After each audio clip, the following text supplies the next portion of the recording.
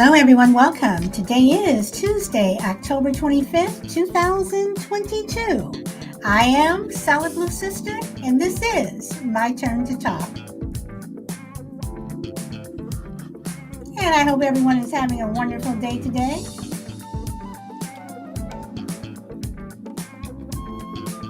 It is a nice sunny day here in Southern California, and I am enjoying the day so far.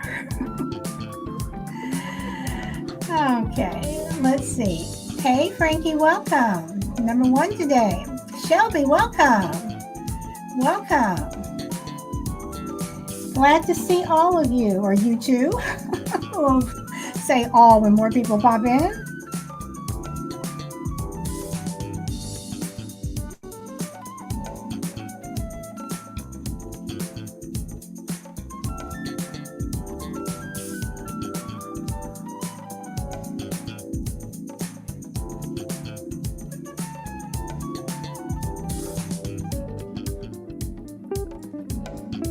And I'm going to let the music play.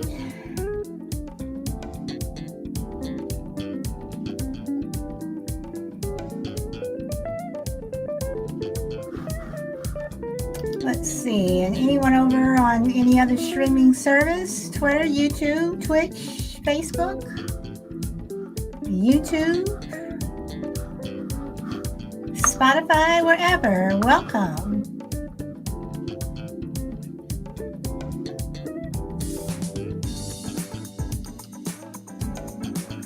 Okay.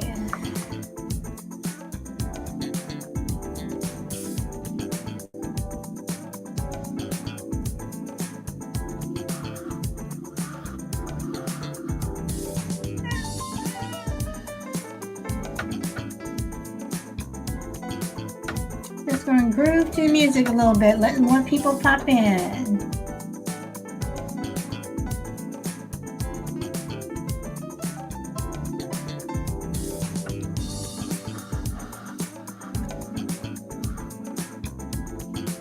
Hey, Minnesota.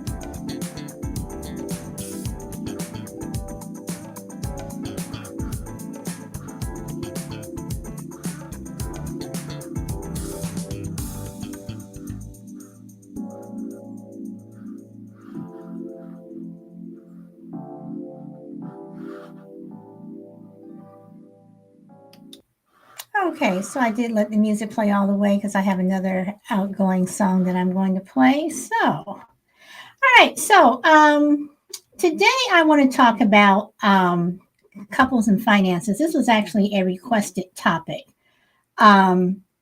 So I want to ask you guys, should couples automatically share finances? Is it something that's automatically a given when you get married, or if you're not married, if you have a significant other, you guys have been together for a while, should you share finances?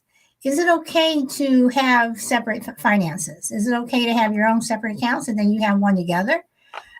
Should one person control everything? And I am using the word control. They're the ones that, hey, Chris, whoever is in control of the money, male or female, you are basically giving the other person some money. Like they're either coming to you, or in some cases, for whatever reason, some people are on an allowance. So I want to know what you guys think. Do you all think that couples should share finances? I personally do not. I personally think that couples should have their own money. Hey, GP, welcome. I think that you should have your own money, and or should I say, or let me put it like this: couples should have their own money, and if needed, have one account together where household, bills come out of, whatever. I think that it really cuts down on arguing about finances, arguing about money. That's my own personal belief. That's what I think. Some people may think that that's wrong. Some people think that when you get married, when you're a couple, everything should be together. If you get a credit card, both names should be on the credit card. Both names should be on the checking account. So that's my question. What do you guys think? Should couples automatically have the same or share finances? And again, this topic, hey, Pretty Deb, GP, did I welcome you? I can't remember. When I started talking, I can't remember, but welcome, GP. Again, this topic was requested. So Chris says, my wife and I have joint accounts in our banking and deposits. We also have separate credit card accounts, but we both have access to each card. So we do give ourselves allowances to do as we please individually, no questions asked. Okay. So what do you all think about that? And Chris, I agree with you. However, the only thing that I don't agree with is having joint accounts.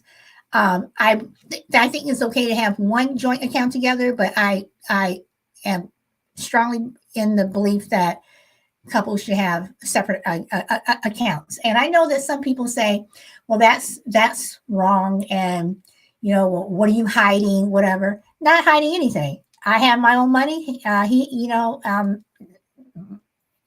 In my household, I have my own money. My husband has his. There are things that we pay together, whatever. But one thing that my husband and I don't argue about, never have, is money. I don't want him to question something that I bought.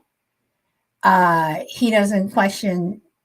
I mean, I don't question what he buys. I may say,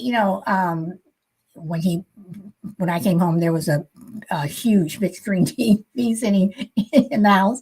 I was like, wow. I said, that's big. He's like, that's what I wanted. Oh, okay. That's what he wanted. It's his TV. Do I watch it? Yes, every so often. But most of the time, I don't even like watching TV in that particular room. I mean, when do we not have to? And I know that conversation is going to change a little bit into when do we not have to share everything with our spouse? But finances is a big thing. Chris says, my wife and I feel there's nothing we hide from each other. Okay, and again, I'm not saying that you are. I don't think my husband's hiding anything from me. We just have our own accounts. But I do think that there are some people, Chris, who will say, what are you hiding? And people always want to go there. They always want to go to the negative. Well, how come I can't know? How come, this? Why did you leave the room when you got on the phone? How come you couldn't talk in front of me? Sometimes it's just a matter of privacy. Sometimes it's a matter of, you're watching something and, I don't want, that background noise, that you shouldn't have to listen to me on the phone while you're watching your show. One thing that my husband does, is, if I'm in the kitchen, if I'm talking, hey, Brandon, welcome. If I'm in the kitchen talking, on the phone, and if he's, in another room watching TV and he can hear me, I hear the TV start to go up. He'll start turning up the TV, which means that I'm talking too loud or he can't hear me, whatever. I just leave the room. Doesn't mean I have something to hide. I'm just leaving the room. Okay.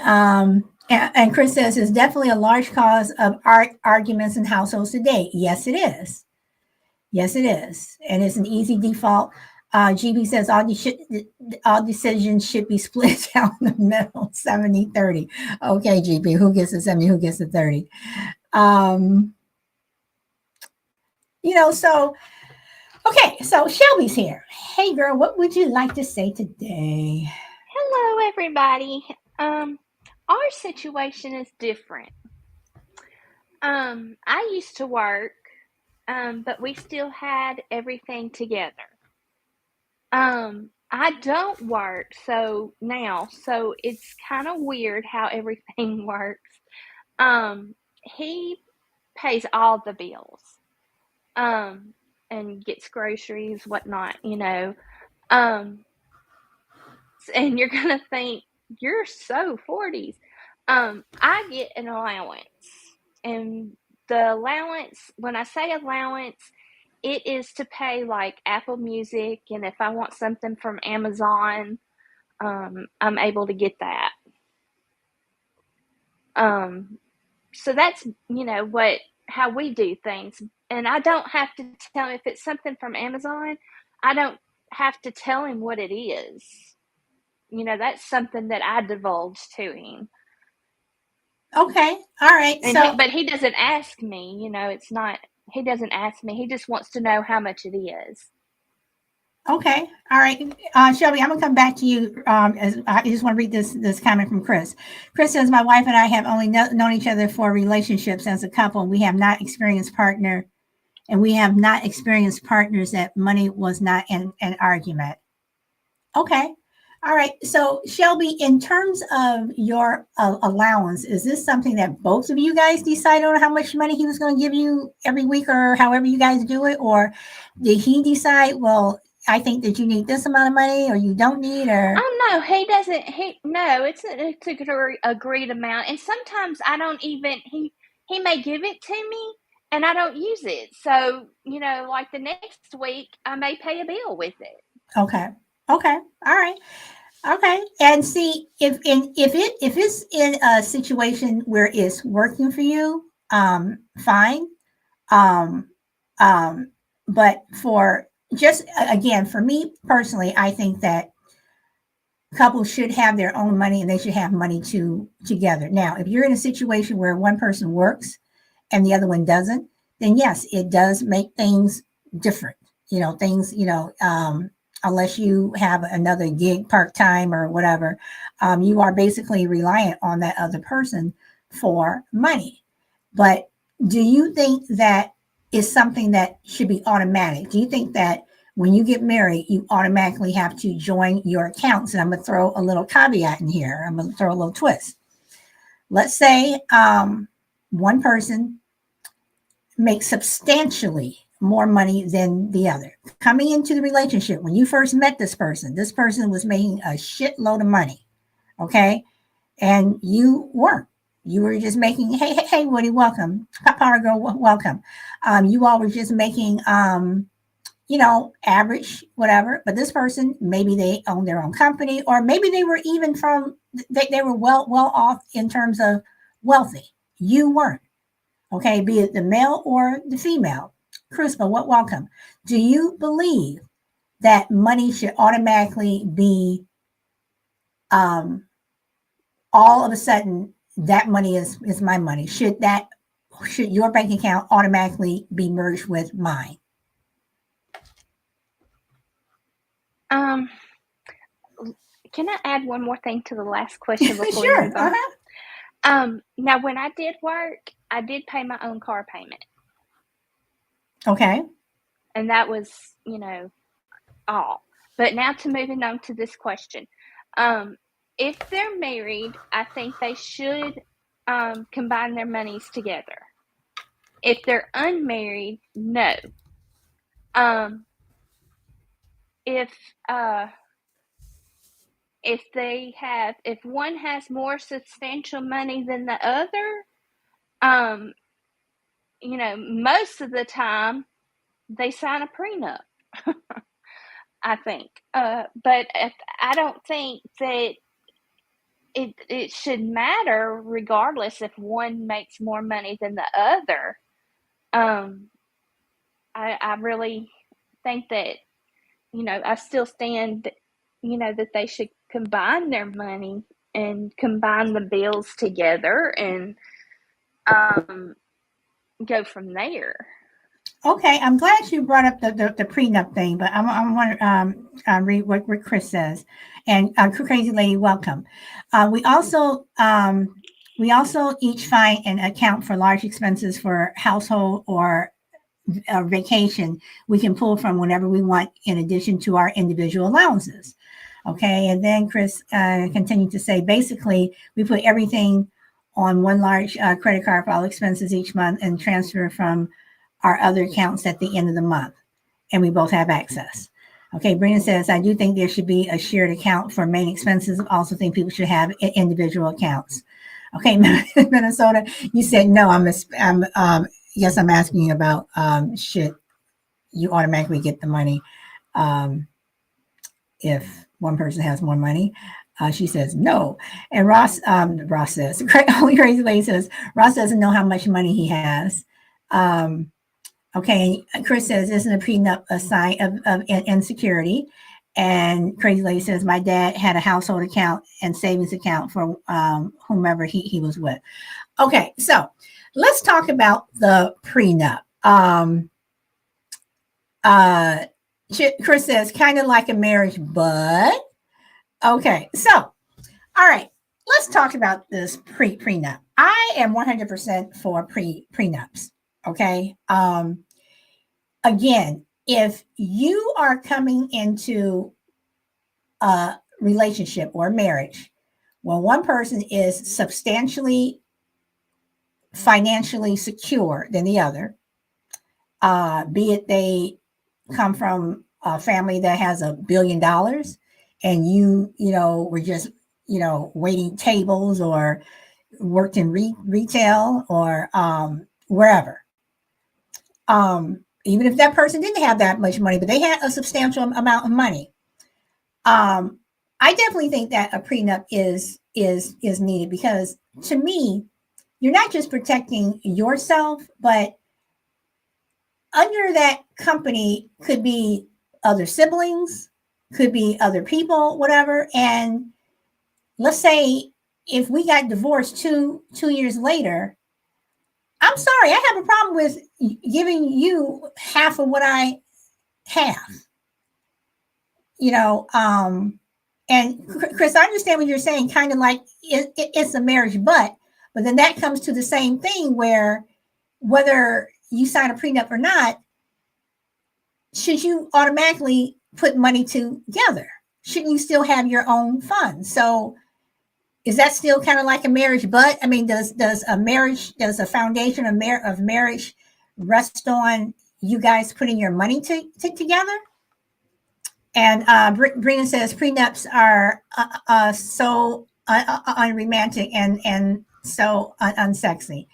Yeah, but if I ever have to have a prenup, and I would not have a problem signing one. So, and GP says prenuptial agreements don't work. I would like to know why you don't think so. And Chris says, tells me there's a question of loyalty. So why get married to be a couple? A marriage is richer or poorer. It is a shared problem. Okay, so Chris, are you saying that you should not have, that everything should be shared?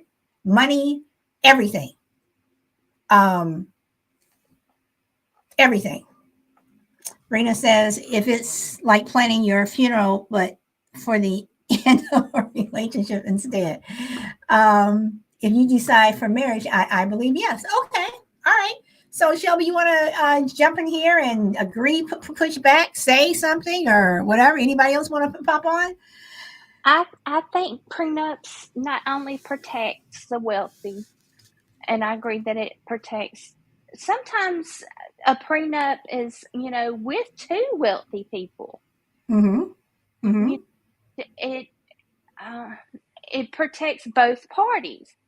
But if the person is unwealthy, 9 times out of 10, a judge is gonna honor a prenup, but they are also gonna say you have to give so and so alimony of such and such. Okay, so all right. So Crucible says prenups might be unromantic and sexy, but so is marriage eventually. Okay, so Brina says touche to Crucible. Chris says wealthy should not be protected. That's part of our system's wrongdoings. Nowadays, the system is designed for rich and poor. Okay, so to what Shelby just said, so what's the difference between having a prenup and then if the marriage ends, you're paying that person alimony, or Well, it's you're probably paying not. child I'm sorry. support. So yeah. Well, if you don't have children, you won't get child support. Mm-hmm. Now, in the case of my parents, they didn't have a prenup, but they did have, when they got divorced, my dad had to pay alimony and he was supposed to pay child support. He never paid child support, but he did pay my mom alimony.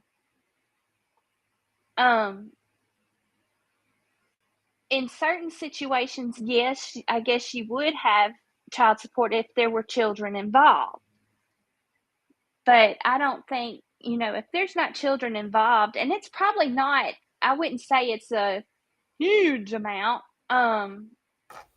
depending on where you live, I'm supposing, and how much the income is. But, they would definitely have to get alimony out of that rich person.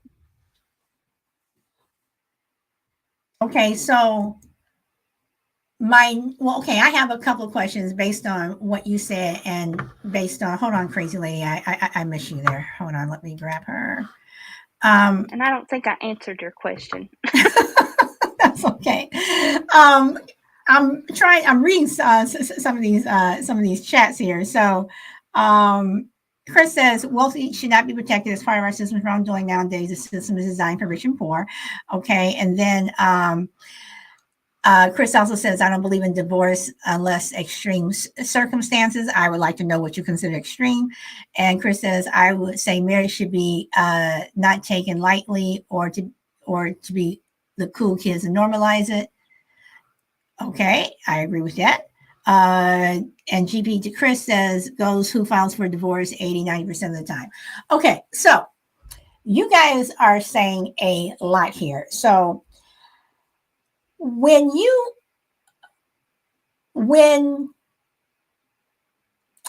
okay, let me ask this question, because now I'm going to talk about death for a moment. When someone in your family dies, your mother, father, and you're splitting up the account or whatever with the siblings, do you think that your spouse automatically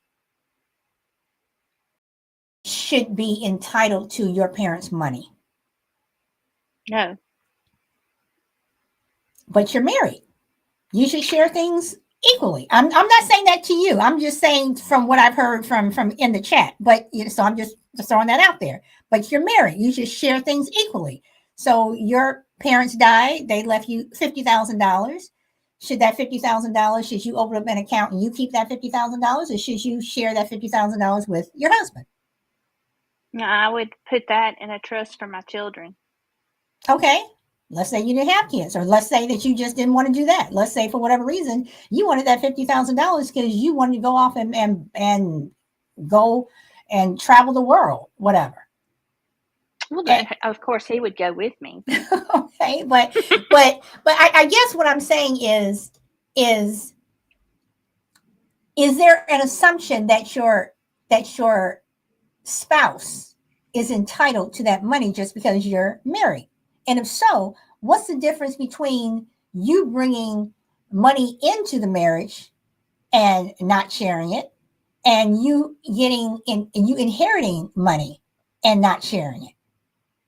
So go ahead. No, I was just going to say, hold that thought, because Crazy Lady's been waiting, and I want to go to her. Yeah. Crazy Lady, hey, welcome. You could feel me chomping at the bit, couldn't you? I'm sorry. Go ahead. Okay, on the alimony thing, alimony was like designed for the housewives that were housewives for 20 plus years, and then all of a sudden their husband leaves them for whatever. The alimony was because, in reality, if you've been in the home for 20 years, raising kids, doing the homebody thing, you don't really have any true work skills, and that alimony was supposed to be like, a way for the wives or the husbands, for the ones that were married to really rich wives, to be able to like survive and maybe get retraining for a job or something. Like some alimonies are set up till, they remarry, or something like that. That's what my understanding of alimony was. Okay, Now the so death thing, uh-huh. If it's and I have experience with this, if you're married to like your person for like, a significant amount of time, I'll go with a VA, a tenure. Okay. If you're married 10 years or more, then you're entitled to some, some of the property. But if the property was like, all right, case example, my dad's property. My younger brother Scott's mom was the one that picked that property. It was her property. When she passed away, Dad took the insurance money and paid off the mortgage. Okay. Now, that property should have gone to Scott, no matter who my dad married or remarried. Okay. Because check it out. That's the way Becky had it in her will. Because it's just, the new wife, she wasn't even married to Dad for 10 years. And what? She gets half of everything, or she gets it all? Nah, not okay. Because, the family deserves something, because hello, it's their life, that they're your parents' life, Okay. that's all I have to say. Okay. I want to say formal welcome to Juju and Kimberly Michael. Welcome. And Juju says, I would share with my spouse. Chris says, I would share. Chris says, I feel people's reality of money makes you happy is a real statement. If thought otherwise, I feel someone against that thought has been doing it wrong and hasn't experienced happiness. Not to say money is everything in a relationship or as a single person, but it relieves a lot of stress on an individual as couple or couple. GP says child support is 18 years. Alimony is common to be for life. Chris says try to be greater than you were yesterday. Chris says crazy lady, that's a whole complicated issue. A lot of variables. Brina says alimony is for life, so people get paid for lack of driving. I'm doing it wrong. Alimony is up until the person remarries. That's not a lifetime thing. Juju says, hey, crazy lady, was your dad's name on the deed? Crazy lady says, money is money, but land should stay with family. Okay, so I have a couple of things to say, but Crucible, you have been waiting, and I will say what I have to say. Crucible. Good afternoon, Solid. Hello, everyone. I just wanted to play devil's advocate for a minute on the inheritance question. First of all, I think if you inherit money, you should keep it. Now, if you want to share some of it with your spouse, that's up to you. But that was money that was intended for you by your parents. So I believe you should keep it. But I want to play devil's advocate for a minute here. Let's just say the situation was not reversed, but it was a liability situation instead of an asset situation. My in-laws have a medical situation. They don't have health insurance. Something happened and they had to go to the hospital. They incurred a $50,000 hospital debt that they can't pay. They're going to have to file for bankruptcy. I have it in the bank. My spouse doesn't. Would, under that same sharing philosophy, would you be within your, I'm not going to say rights, but would it be appropriate for you to approach your spouse to say, look, got a $50,000 debt, blah, blah, blah, here are all the details. I need access to the money you have in the bank. Now, that really challenges the whole shared responsibility thing, but I'm curious to what anybody on the panel or the chat or you, Solid, think. It's a similar situation. I don't own that problem. We've created it somehow. But if I'm going to be entitled, or I think I should be entitled to assets that you incur, shouldn't I also be responsible for liabilities or debts that you incur? Okay, I'm going to take that one because that's the kind of the road that I wanted to go down. Okay, and then Chris says, Crucible, why is it your debt to be paid off if they're still alive? Okay, So if my spouse has his parents have some issues where it's a medical thing, it would be up to me. I mean, at that point, I either say yes, I'll help you, or no. I don't think it's a sharing question at all. I think is do I want to help? Either yes or no. I mean, simple. And then the next thing will be, well, are your parents going to pay me back? Are we going to get this money back, or am I just, your parents are having some difficulties medical wise or whatever, and I'm giving this $50,000 not even to my spouse, but to their parents. Can I have a reasonable expectation that I'm going to get that money back before they die? And if they die beforehand, any money, from their house or whatever, I should get my $50,000 back. Do I have a reasonable expectation that I should get that money back? Well, I just added some context there. They don't have the money, and they're never going to have the money. So you're not going to be paid back. You're fully aware of that going into the situation. So, but you use a good word, expectations. If I'm the spouse and my spouse inherits, or let's say she wins the lottery, she wins $50,000. I'm legally not entitled to that, and I shouldn't have any expectation about it. If she chooses to share it with me, that's her thing. Should I have the same expectation? Should I run into an adverse situation where now I've got a liability on my hands? Should my expectation be that she or he is going to do the quote unquote right thing? You're never going to see that money again. That's not even an issue. Would you make the same decision? It would be hard. I'm not gonna lie. It would be hard, because now I'm helping your family out. What if my family, the next month? What if there's an issue with my family, and now there's no money there? Or what if that money was going to go for my kid to, go to school to pay tuition? So now I have to take out loans because I helped out your family. So okay, let me ask a different question. Let's take the medical thing off the table. Let's say somebody got in trouble with the law.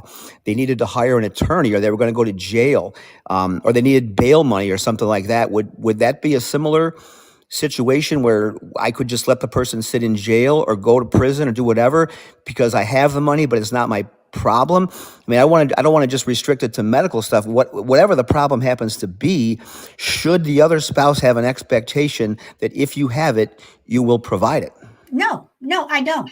And even for something, in terms of, if one of your family members, not even my own family member, my sister or my son, my husband, if they were in jail, not even somebody, my own family, but you're talking about my spouse's family, and we're talking about something like jail or something. No, I'm sorry, and that may make me sound harsh and cold, but at the same time, again, like you said, I know I'm not going to get this money back. So what happens if I was saving this money for a rainy day, for something that goes on in my family, or I'm saving this money, for my son, for, school or whatever. So like I said, so am I expected to go and take out loans? Can't I expect that same person who's in jail and needs an attorney, why don't you go take out a loan and you go see a bail bondsman or something, and you what I want to say, you do the same thing that you're expecting that now I'm going to have to do. So I'm going to go to Shelby and Crazy Lady. Let's see, Chris says, in that situation, agree. I would say if bankruptcy can be applied and keep property instead of bankruptcy, I agree, file bankruptcy. Salad says you would use 10K to bail a family member out. Are we talking, okay, again, are we talking about my spouse's family member, or are we talking about mine? And once again, it's like, you're asking me to take money that I inherited to help your family. But what about things that my family may need? So what if, 3 months later, 4 months later, someone in my family needs $10,000. I don't have it.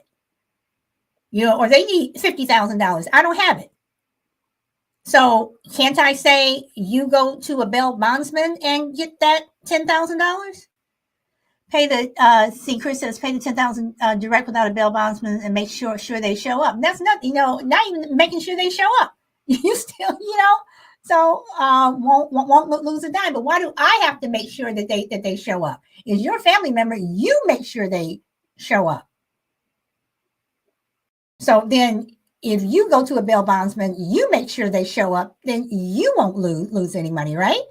Hey, Sean lady, welcome. Chris says true. Okay, so I'm gonna go backwards.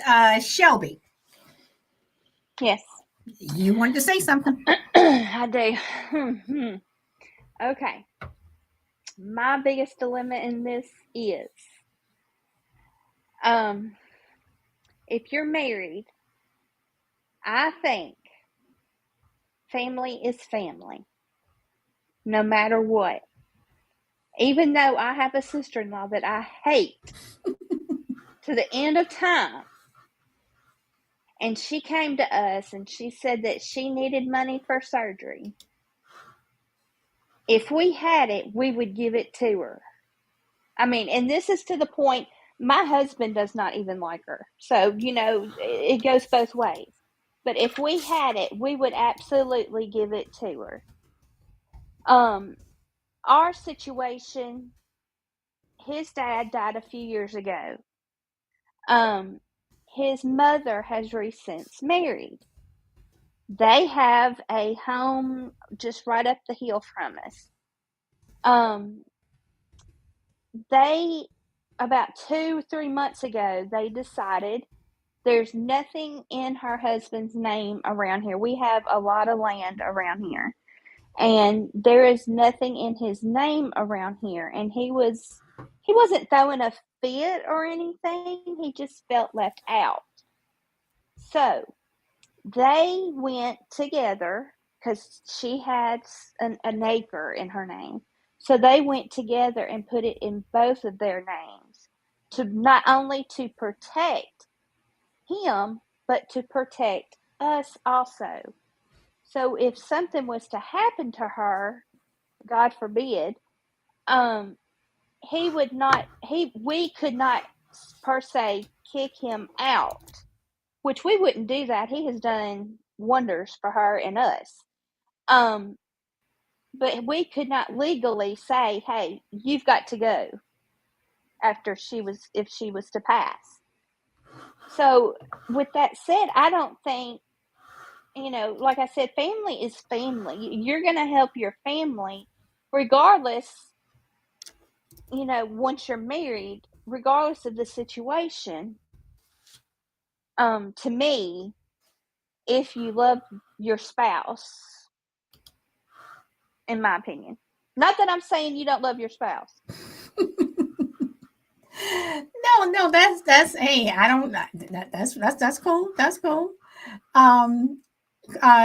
Crazy lady, you want to chime in? And I will say, I do agree with Crazy lady when you say land should stay within the family, and the family means the family. Yes, I agree with that. I do definitely agree that land should stay within the family. So, Crazy lady, you want to chime in here? Yeah, Lance is yeah, and death changes people, because I guarantee you, my dad, when he changed his will, if he would have known that she would have behaved this way, he would have never changed his will. He would have looked at it and said, hey, you get my retirement pay, consider yourself lucky you got your own house in Bonners Ferry. He would have never changed his will. But, he was an old kind of guy and believed that, the wife, everything's 50-50, and that she'll do the right thing, but she didn't. So, you have to protect your family. Okay. Okay. When it comes to older people and stuff, you got to protect your family. Okay. End of story. Okay. And land's land. I don't care if you're married to, my dad for 500 years. Check it out. That land was, it's to stay with one of his kids. Okay. All right, Crucible, I will get to you. I want to read a couple of these comments. Chris says, I financed a house for my parents because I have better credit, but they have funds to pay, and my rate is a lot better and was their forever home. They did put down, they did put a lot down on home, and I have a lender company for collecting payments. And you say business is business. Okay, so business is business, and you're saying it's an asset now. So is business, Chris, when it comes to paying, for your spouse's parents' medical bills? Chris says, yes, context is important. Thanks for clarifying. Yes, Chris, I was talking about Crucible's scenario where he says your spouse's parents, as opposed to if it was my spouse, my son or something, absolutely I would spend that at 50,000. But again, I agree with Crazy Lady when she says land stays within the family. And both of my parents recently died. My dad died in 18. My mom's been gone for a year now, whatever. My mother was very, very complicated. And the will that she left was extremely complicated. My sister and I were jumping through hoops, and we recently just got everything taken care of. But there were things that my parents, especially my mom, was very clear on, that spouses, for whatever, you don't get anything. This money is for our daughters, but they have to do this, and this. We have to make sure this, and this, and this. I'm not going to go into any details, but we had to jump through hoops. And I think that when it comes to inheriting things, especially something from your family, then your spouse really doesn't have, hey, Pooh, welcome. Your spouse really doesn't have a say-so. If you inherit jewelry or expensive items or something from your family that's been passed down, and you get into financial trouble, your spouse, to me, doesn't, or his family gets into financial trouble. Your spouse doesn't have a right, in my opinion, to say, you need to go sell that ring. You need to sell that bracelet because my mother needs help. Even if it was within your own family, your spouse does not have the right to tell you to sell something or to do something with something that was inherited from your family to you. And that's just something that, you all can call me selfish, you can call me whatever, but I would never, ever expect my husband to share with me or give me something that was handed down to him. Be it land, money, whatever. Absolutely not, because it's his. It's something that his family is giving to him, and especially if it's something that was passed down within the family. No. Crucible. Yeah, I understand how people feel about the land thing, but at the end of the day, I think you're splitting hairs. Assets are assets is one thing. To say, would you, I need you to sell that land or something. It's another thing if they wanted to do it. It's an asset. It's there to be used, and it's not to be looked at and admired. It's there to be utilized in emergency situations. And I want to go back to something Shelby said that I hadn't really thought about, but I agree with. You were saying, Solid, I would do certain things if it were my family. If it were my husband's or my wife's family, I might make a different decision. And Shelby pointed out accurately, I think, family is family. I don't know what the vows are like because I've never been married, but I know they have something in there to do with for better or for worse, and you marry the family. So if you're going to start the dividing line saying, that strikes me as a highly, highly potentially flammable marriage situation, because now you're taking sides and you're drawing bloodlines, and you're saying, I will only help people who share my DNA. You, however, the person I said would marry for better or for worse and would always be there for you, your family doesn't qualify because they don't have my DNA. I think that's a very slippery slope. I think you get into a real tit for tat thing there where there's a lot of potential for acrimony and you're drawing battle lines there. So, I mean, I think it's obviously a case by case basis. If we're talking about $5,000 to bail somebody out of jail or take care of a medical bill, probably more palatable. If we're talking about $50,000, which is life changing money on either side, whether you're inheriting it or spending it, it's a big deal. So certain things are subjective. There's no such thing as all or nothing. I would always do this or I would never do that. But I do think it bears some consideration that family is family and you shouldn't pick and choose based on bloodlines. You make a good point. But I am going to say it is a case by case basis, and it depends upon each situation and the relationship that you have with someone.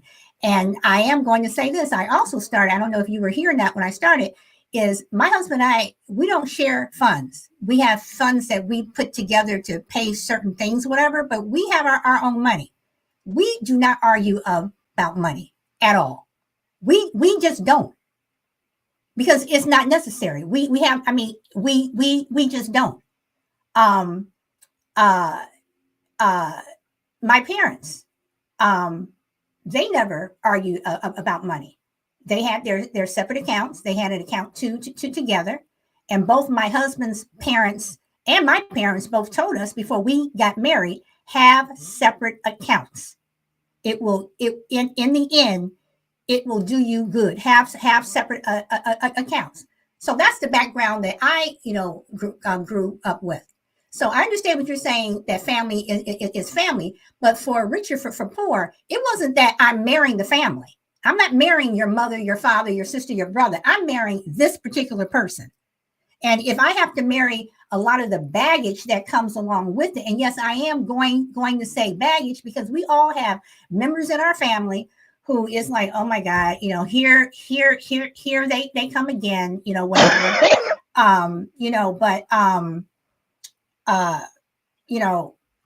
If I feel that, or even if my husband, because we have even talked about this before we got married, we were like, do you have anybody in your family who's this or whatever, and do I need to worry about this? We talked about it. This is stuff that we talked about.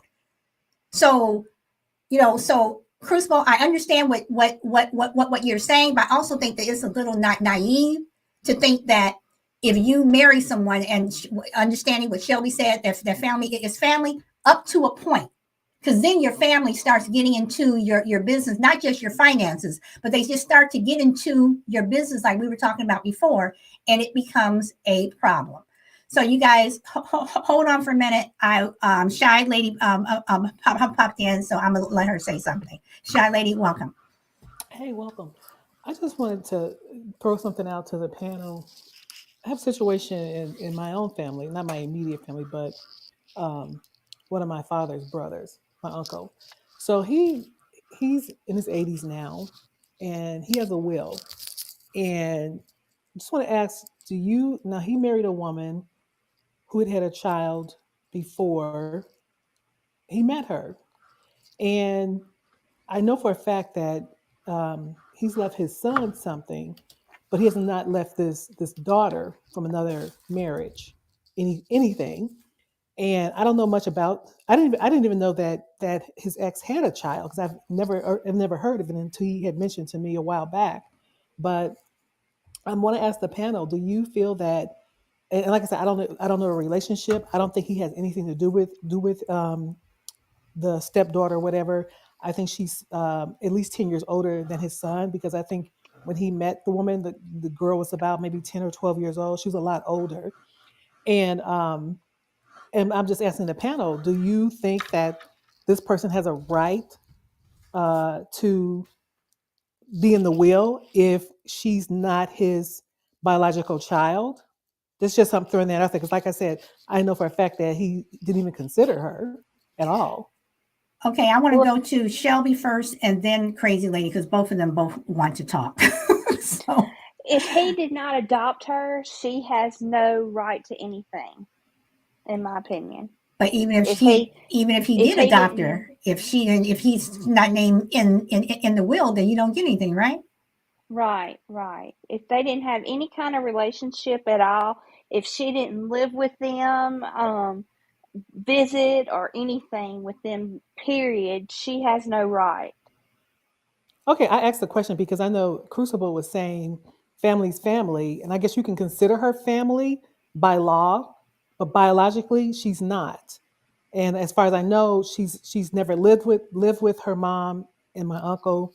Like I said, she might even be 15 years older But child lady, still than the doesn't it come son. come down to if you're not named in the will, you're not in the will. Period. So if you want True. something, I was just you asking. can go to court. But I mean, no, I understand what you're saying. But if she was not adopted, whatever. I don't know. My whole thing is if you're not in the will, then unless you go to court and you try to fight it out and then nobody gets anything for the next 20 years, then you all can do it like that. Or the bottom line is you're not in the will, you don't get anything. I'm sorry, but that's just the way it is. Right, right. Now the mother can give part of hers Well, to the true, child. true. So other people can step up to give something to this particular person. So, crazy lady, I know you have been waiting, and I know you've been wanting to say something, girl. So go ahead. Um, with the whole child thing, if she was in the household and like if he raised her and stuff, I would kind of like be, kind of curious if he didn't include her. But like if she was just like an like just a name in a conversation or whatever, even if that, then yeah, I wouldn't, you know. And I agree, will should be binding. I don't care, Right. whomever, wherever, uh, it's their stuff, and check it out. Their will, the way I look at it, that's the last thing they're ever going to ask of any of us, hmm Okay. And you know? especially if it's already signed and Yeah. notarized or however they do it, there's nothing that they Mm-hmm. can do. Okay. I mean, Oh, okay. So, I'm Can sorry, I crazy. add something? Or if they're finished talking? No, go ahead, because I want to read some things that Chris said, and I wanted to address what he said. Go ahead. I want to add something about the land situation. Mm-hmm. Like I said, we have land. We do have conflict in our family because of our land. Um, my mother-in-law left it to my husband instead of splitting it three ways. We are in the process because the other two want to sell their part, and they don't care who they sell it to. They just want it sold. Um, so we're like trying to appease them, but also in the process trying to explain to them that even though they want to sell it, they want to try to sell it to someone in the family instead of just somebody, Mm-hmm. because that's not what their dad would have wanted. So it's you have we're Solly, try to say what I'm saying. No, I know. I totally get it. I totally get it. 100%. So we it's just like the only crazy lady saying, you got to um now I lost my train of thought. Go ahead. Okay. Okay. I'll come back to you. So Chris says if you treat your money use if you treat your money use as a business and not willy billy, you'll have money at the end of it. Okay, Chris. So I am treating this money. I mean, so now, but yet I'm. You all are saying family is family, and whatever. Let's see. Then Chris says to the only crazy lady, quick claim is not as quick as you would think. They are flagged 90% of the time and delay the process. Crazy lady says, I would still see what I could do. Then, Chris, you say that indicates money issues. Shelley agrees with me. If a spouse is wanting you to sell an heirloom, yes. I mean, it could be money issues, or it could be that they just want the money so they can spend it on something else. Pook says, I believe you're with the wrong person if that's an issue. See, 10 days close is better to no inspections. Target, okay, I'm saying to. Chris says, a spouse demanding selling of a family heirloom to me indicates untrust with the ranks and money hungry of selfishness. Chris says, but if you get a divorce, even with separate accounts, someone will get alimony based on who has what in the court's eyes. GB says, yes, if you don't want kids, don't get married. Based on total account assets. Crazy Lady says, I need to understand the process of buying a house through auction foreclosure and the property tax thing, because I have seen in paper where the property is being auctioned for back taxes. Easiest way to investment, family, or to protect yourself. Gigi says, when I was married, my husband and I had one account. Chris says, foreclosure, yes, basically a lien through the state or county. Chris also says that will have to be paid. Sometimes auctions will close with back tax. Okay, go to the bank.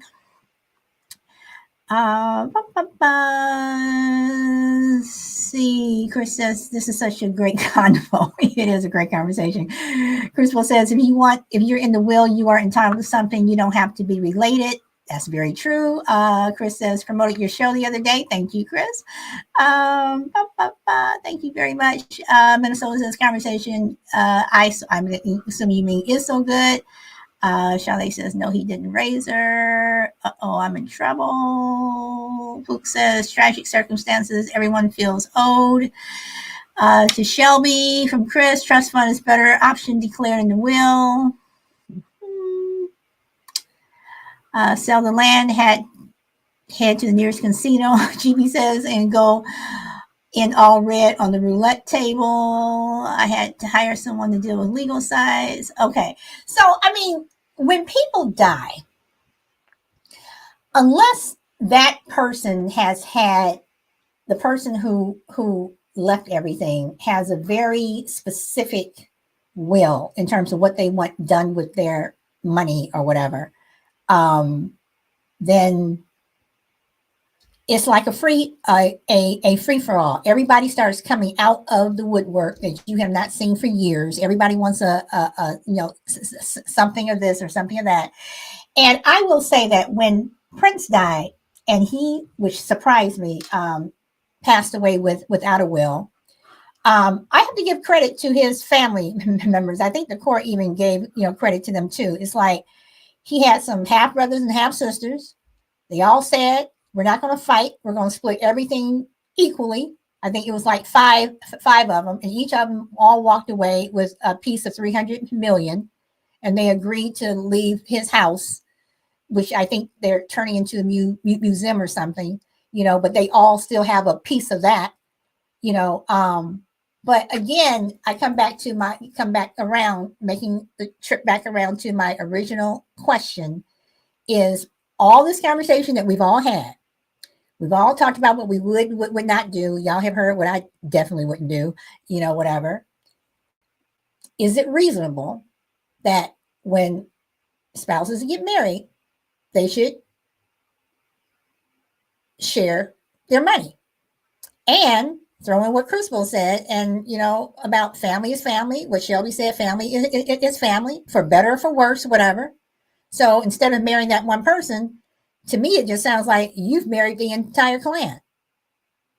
And no matter what happens, if they want money, you give it to them. Does that include if they're a freeloader or something, that you give it to them? After all, they're family, right? Crucible, I'm going to go to you.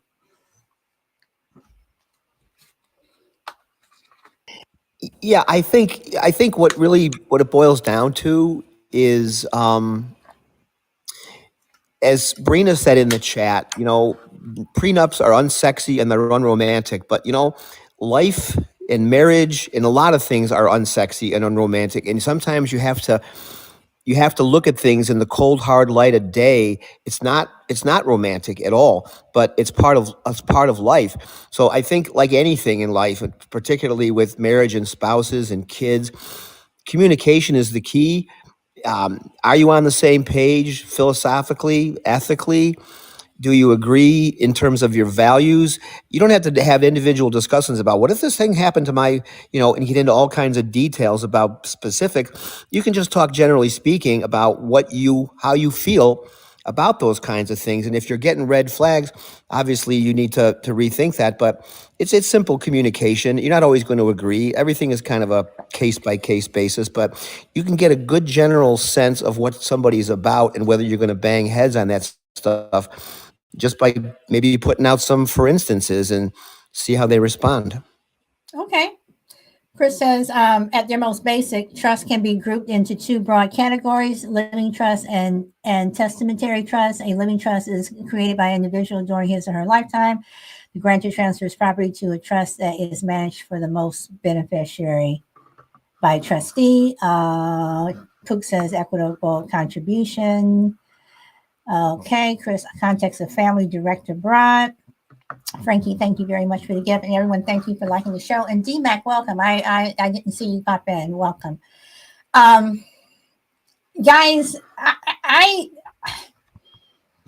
You all have answered my questions. Shy Lady, you want to say something? You want to add something in?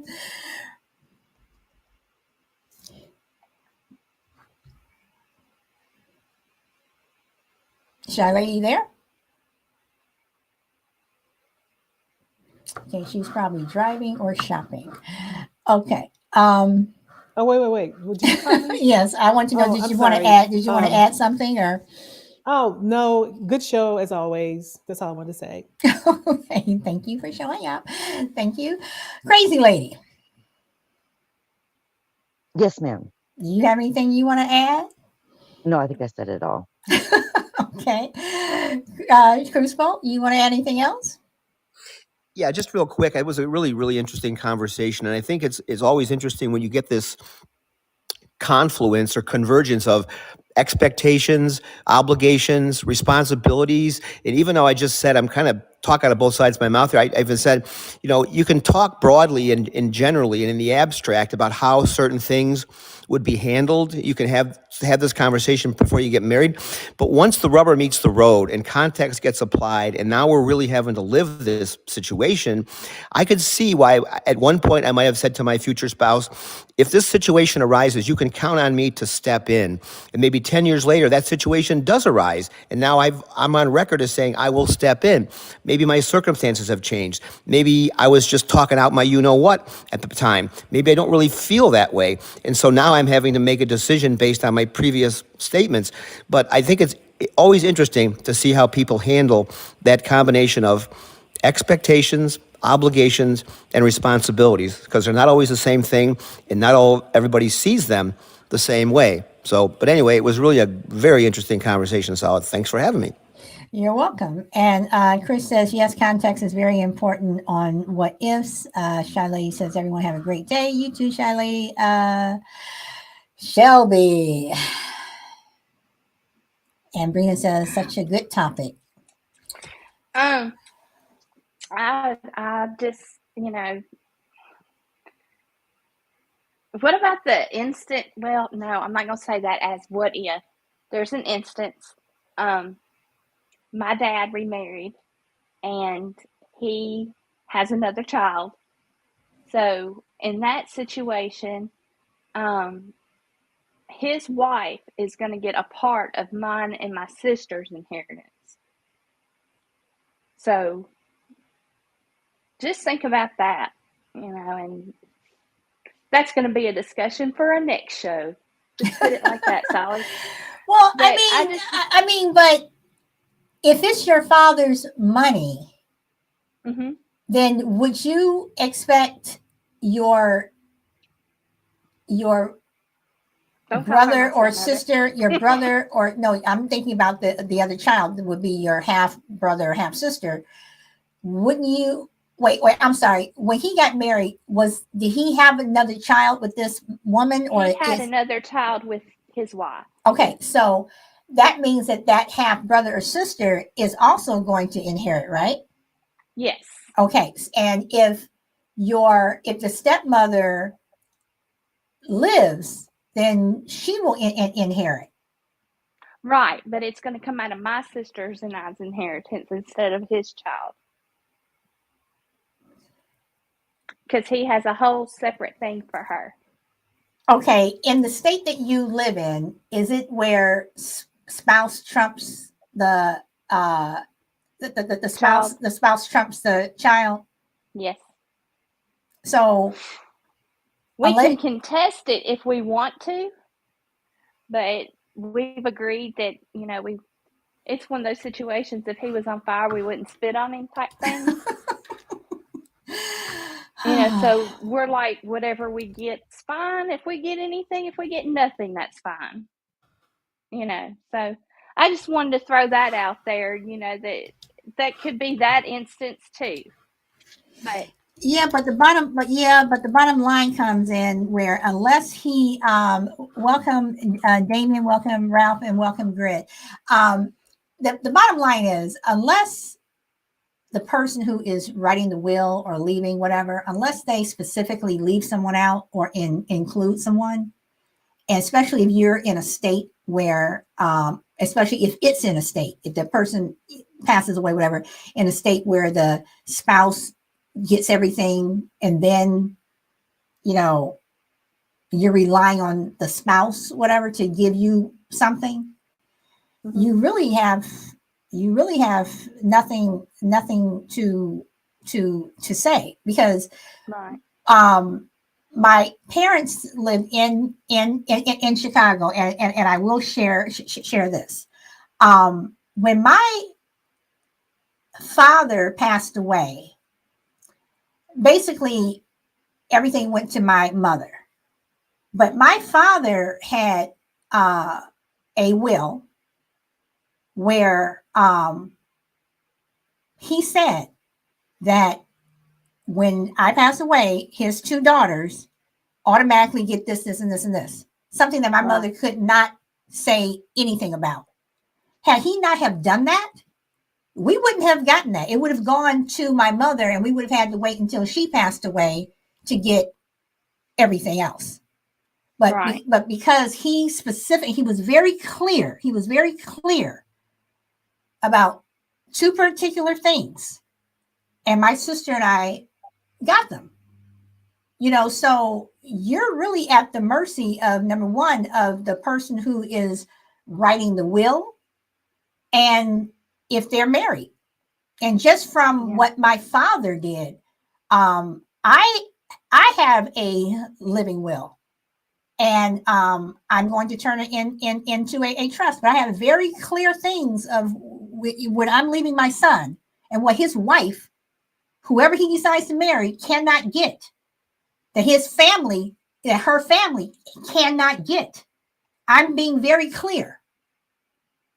And that may sound rude, it may sound whatever, but I am being very clear. And I'm, and turning into a trust where you cannot contest it. Yeah. To the point that if my son were to pass away, that it would go to a specific charity. Right.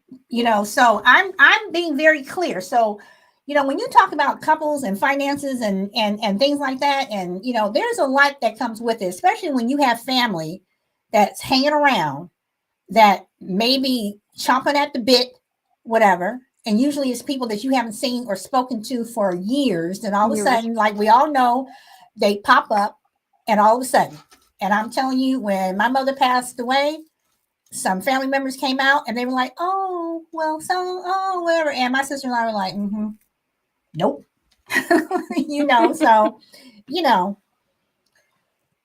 So is that what but you I want? just wanted to say, good show. I enjoyed the conversation. It's always good. Well, thank you. And Chris, I'm just saying you got to run if you're still here. Thank you for popping in and for all of your comments. Dee says, "What about your future grandchildren?" Again, I said I was very specific. I'm not going to get into any more else, but there's something very specific, that I am saying about if my son marries, and his wife and her family. Didn't say anything about grandchildren. Didn't say anything about that. So, Crazy Lady and Crucible, any other last words before we close this puppy down?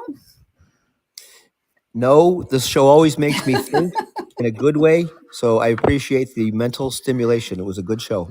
I know I always give y'all something else to say. Man, Silent sure is selfish. So, oh yes, great. You did make it. And Crazy Lady, you have anything else you want to add? I'm selfish too, because I'm like, yeah, no, it's all mine. Hey guys, I always Nice like to process say, too, but what I think, and y'all can't say that Salad didn't say it. I always try to put it out there, so if it ever comes back, I told you. I'm just, so okay, guys. So again, thank you so much. Tomorrow, I guess I posted the show. I can't remember what tomorrow we're talking about, but everyone, thank you so much for popping in. I do appreciate it. And as always, thank you. And wherever you are in the world, have a good evening, day, afternoon, evening. Grit, I know it's already Wednesday for you, so you enjoy the rest of your day and go where the wind takes you, everyone. And I'm going to go out with different music again. Let's see. And Crazy Lady, Crucible, Shelby, Shy Lady, thank you for popping on. And everyone, thanks for liking the show. Dee says, we will be studying your shows as you publish. I have already gotten comments and stuff that people send me in email. People have words for me, Dee. But hey, this is me. I'm not trying to BS anyone. This is me.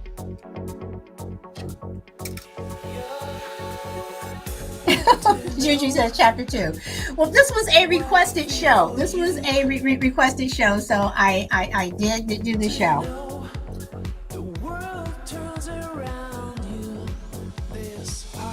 And guys, do you like the hour thing?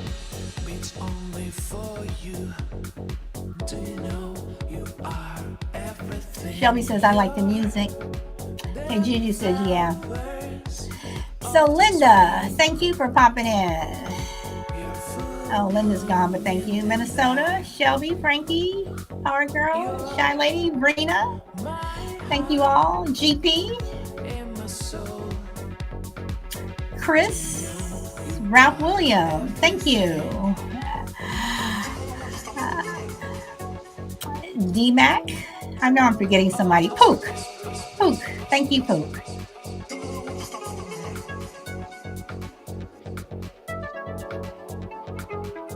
Anyone who's listening over on any other platform, thank you as well. And you guys, again, thank you for listening to my shows on YouTube. I do publish over on YouTube. I do the audio and the visual. Slowly but surely, some shows are listened to more than others, but thank you. I appreciate the subscribers. Slowly but surely, I am moving up there. So thank you.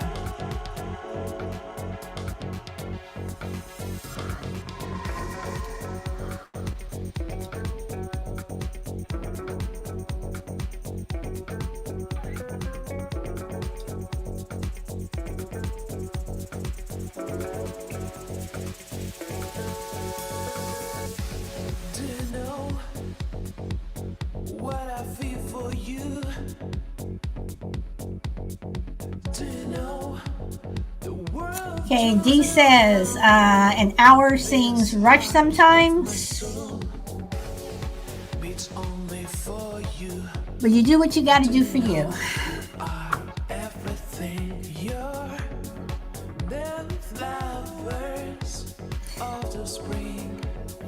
Well, I did go a little longer today. Only Crazy Lady says TikTok.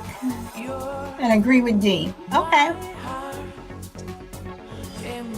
Yeah, but 2 hours was just too long, and we were getting off topic too much, and I just needed to tighten it up some.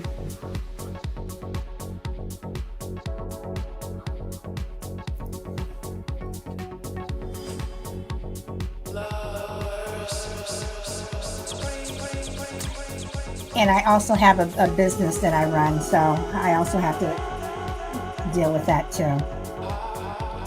But I appreciate you guys coming. I really do. Juju, remember when it was just me, you, and Shy Lady? But you stuck with me, girl. You and Shy Lady, you guys stuck with me. And Petty Deb, you all just y'all stuck with me.